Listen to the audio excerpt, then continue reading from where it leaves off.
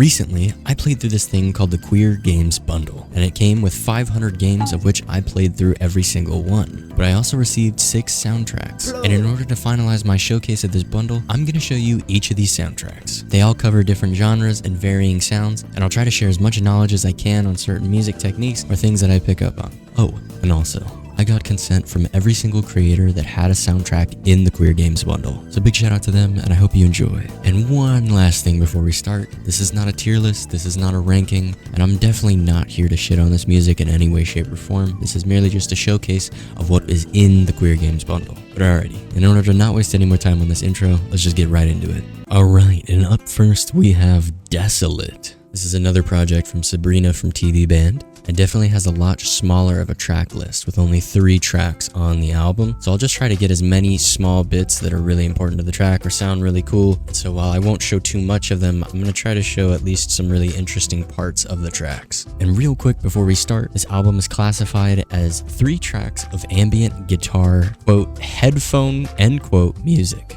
But alright, track number 1, Succubus Ritual.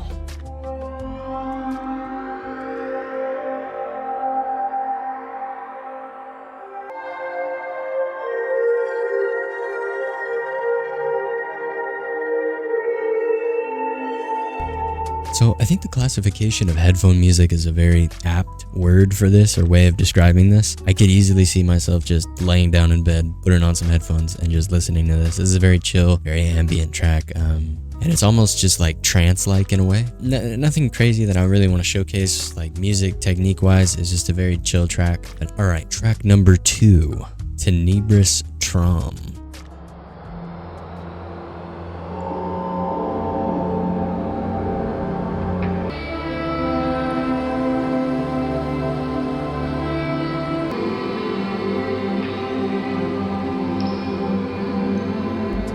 So this track was really cool, and they use a lot of these almost like ear candy bits, and they have like these really high pitch kind of noises off in the background, or little textural things like almost glittery sounding and little sprinkled bits in the background, and I really enjoy that. And it just adds a bit to the stereo image, makes it a bit more wider, dynamic sounding. And again, the ambient feel, it's very spacious, very chill, very just kind of almost like you're in a cave. I think at some point you hear these like cave water droplet sounds. It's just very interesting and adds a lot to that kind of chill atmosphere I was talking about. And now the third and final track, Merciful.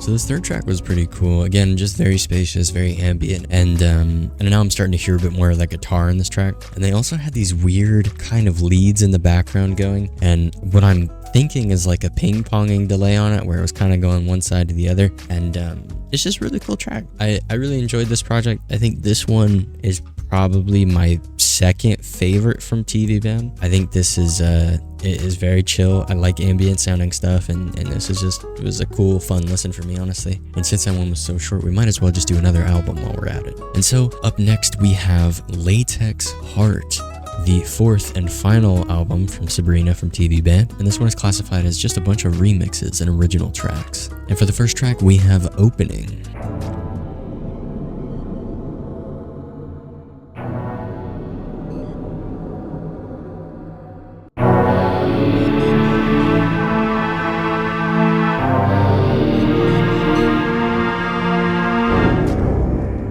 So this is just a very short track, kind of sets the tone, I'm guessing, for what we're going to get into, but I'm not quite sure. I mean, the main thing I want to talk about with that track is just like the flute that they have playing. It's very quick hits of the flute, not like long notes or anything. It's very static hits, just very, very airy kind of flute hits. But okay, track number 2, Bad Boys Wear Black, Pump Mix.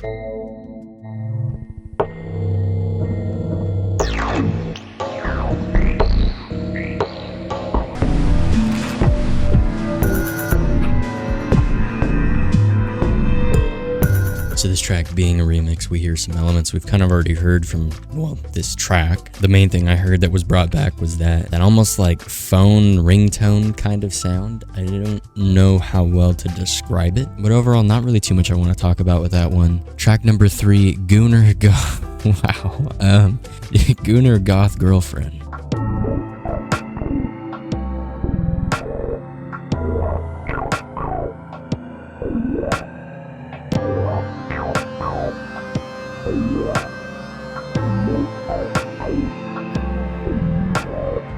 Overall, nothing really too crazy going on with this one. You have a really steady drum pattern that just plays throughout the whole thing. It's just kick on the 1, snare. Kick on the 3, snare. And then I'm assuming there's some type of filter on that has the audio kind of panning or combing through the audio, like what we talked about with the LFO. It's making it kind of swell up and down and stuff. But yeah, that's about it for that track. Track number 4, Sensual Nocturne.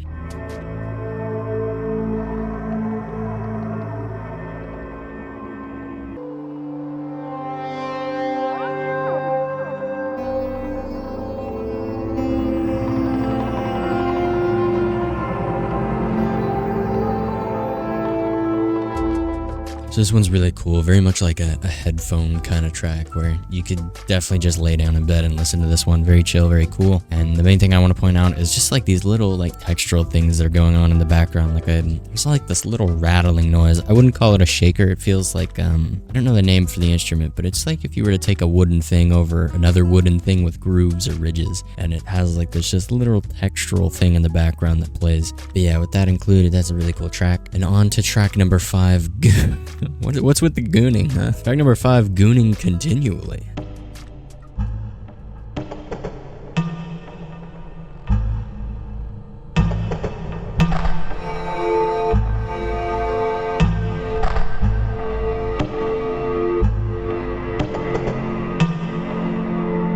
Yeah, this is pretty accurate to what it sounds like when you goon continually. There was one thing I picked up on, which is just call and response. It's used a lot in music, but it's pretty much you have one thing play and it's like a call to something, and then you have another thing play in response to that, and you build off of that call and response between those two to make something kind of catchy or build a melody out or whatever it might be that you use it for. In this, it felt like it was being done with the drums a lot. You'd have the drum play one thing and then another thing would respond to it, and it went back and forth for a pretty long time throughout this track, and it just goes on as things build or things go on in the background. It's a pretty cool little thing, and there's a lot of ways you can use call and response. Alright, I threw a quick little example together within this 4-bar loop right here, and pretty much this front half, these first 2 bars, this is what we're going to call the call, and then this is going to be the response. So the melody is going to call out with these first 4 notes, and then it's going to respond with these. So here we go, we have,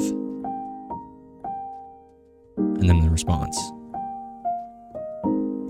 And it's just something very simple. And then if you want to spice it up more, let's say we have it play again, right? Then you could label this A, this right here would be B, this would be A again, and then this right here you could change up to be C. And it's just a simple way to change up the melodies and make things different. Say I wanted this to go up maybe an octave higher. You just move all of this an octave up. It's really lazy, but you know. And then that would be an effective example, if you will, of just call and response. Very simple, but you have a call, the very start of this melody, and then the response. And I mean, this could apply to chords too, right? Let's say that this is the call, this initial chord here, and then the second chord here would be the response. Call, response. And so that's kind of what was happening, except it was happening with the drums in that song. Very cool, very cool. Very cool, very cool, cool. I don't know why I'm making that voice. The 6th and final track, Black Magic Pentagram Mix.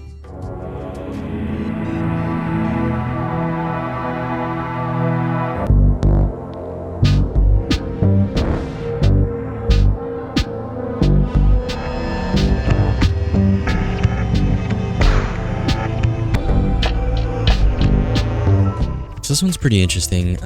We get into more of like this kind of gritty sound selection that this person likes, and we get these like almost bit crush sounds. They don't have the high-end harshness that Bit Crush has. They're a bit more tamed out, but it's very gritty, a very, very gritty kind of sound, and that's cool. And now there's 3 bonus tracks that aren't listed on the initial album here.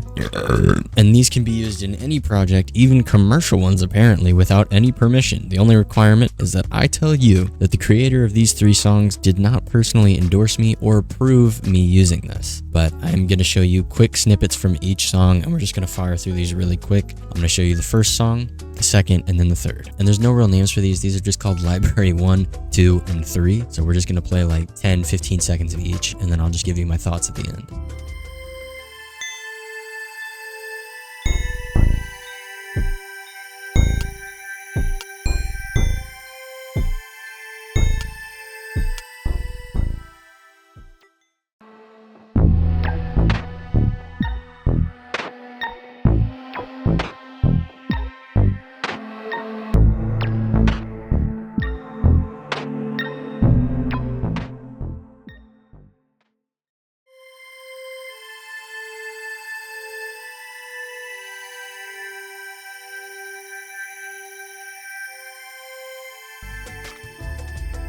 Okay, so 2 of those were very similar. One had just a bunch more instruments and stuff randomly playing while the pads and stuff played. The other one was just the pads. But I really liked the second one. The middle one kind of had like this kind of funky kind of groove that started to bear its fangs, and I was excited to hear that. That was cool, but a pretty solid project nonetheless. I don't really have too many gripes with it. And hey, look at that. We were able to get 2 done in one video. Come on, man. But we have 2 more albums to go through, and they're from 2 different people, so that'll be exciting. And I think one of them might be a group of people, like a collective.